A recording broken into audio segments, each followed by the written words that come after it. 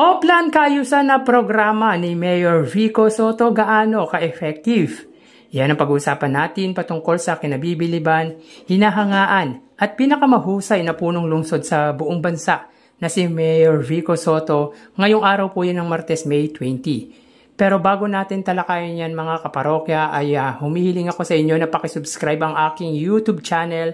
Paki-like and share na din po mga kaparokya para mas dumami pa po ang makapanood ng content natin. Maraming salamat po sa inyo mga kaparokya at maraming salamat din po sa Overseas Filipino Worker or OFW na solid viewers natin na patuloy na tumatangkilik, sumusubaybay ng ating mga uploaded video. Sobrang na-appreciate ko po kayo mga kaparokya. So yung mga kaparokya, last election ay naging issue din ng katunggali po ni Mayor Vico Soto ang ginagawang pag-aayos sa mga drainage, declogging or paglilinis ng mga Poso Negro or kanal sa bawat street na pinupuntahan ng butihing mayor. Kung saan may nagsabi na wala naman daw nangyayari sa ginagawa ni Mayor Vico Soto. May nagsabi pa na mayor lang daw po ng declogging ang butihing mayor. Bagay na sobrang nakakatawa. Pero, gaano ba ito ka-effective mga kaparokya? So, ito pong pinapakita natin mga kalsadang napaayos ng butihing mayor ay ilan lang po yan sa dahilan kung bakit masasabi nating napaka-effective ng paglilinis ng mga kanal or we should say, Oplan kaayusan na programa po ni Mayor Vico Soto. Dahil bukod sa nalilinis ito ay nalalaman din po kung ano-ano ang mga problema ng isang komunidad or yung street nga po mga kaparokya na pinupuntahan ni Mayor Vico Soto. Like example, yung problema sa lupa, problema sa kuryente at problema sa tubig. Maraming factor kung bakit napaka-effective ng programang ito. At para sa akin, ito yung pinaka-best way para makamusta ng butihing mayor ang kanyang mamamayan or yung kanyang constituent. Nalalaman ang kakulangan ng pamahalaan sa ginagawa ni Mayor Vico Soto na pag-iikot ay nalalaman niya yung pangangailangan ng kanyang komunidad. Kaya para sa akin, ito yung pinakamagandang programa sa lahat po ng ginagawang programa ng butihing mayor. Dahil sa Oplan kaayusan mga kaparokya or okay sa Pasig, maraming proyekto ang nagagawa ng pamahalaang lokal nito. Tulad ng pagpapatayo ng health center, multipurpose hall, pagpapailaw at kung ano-ano pa.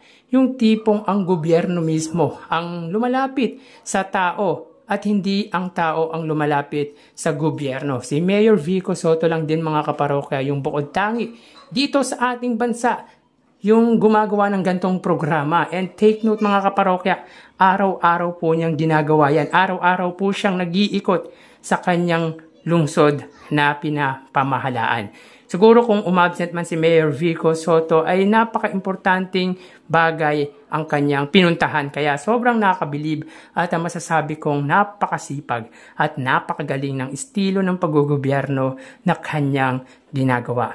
Kaya natatawa na lang ako sa mga kumakalaban or taliwas sa prinsipyo na ginagawa po ni Mayor Vico Soto. Yung good governance na parang nami-misinterpret po ng kalaban nito na tila kinukundi na ang ginagawa ng butihing mayor. Mga issue na irrelevant, makapangutya lang against Mayor Vico Soto.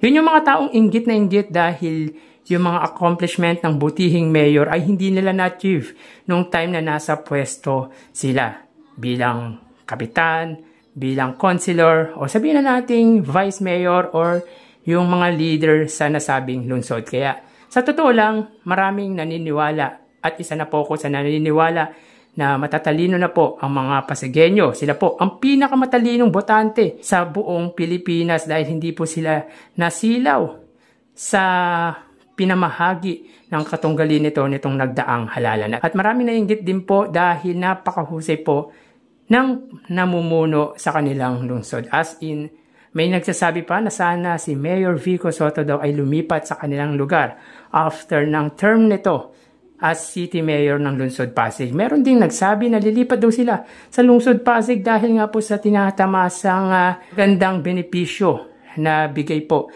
ng pamahalaang lokal. Mga positive reaction na kahit ako ay mapapasana all na lang Sobrang spoiled po kasi ng mga Pasigueño sa pamumuno po yan ni Mayor Vico Sotto na ibibigay yung benepisyo, yung pribilehiyo ng kanyang mamamayan. Kaya para sa akin, okay sa Pasig or Oplan Kaayusan sa Pasig ang pinaka-effective sa lahat po ng naging programa or sa ginagawa po ng butihing alkalde. Dahil maraming na-improve na kalsada at makakatulong din po ito para mabawasan at maiwasan ang baha. And of course, ito yung way para makipag-ugnayan or mapalapit ang tao sa gobyerno.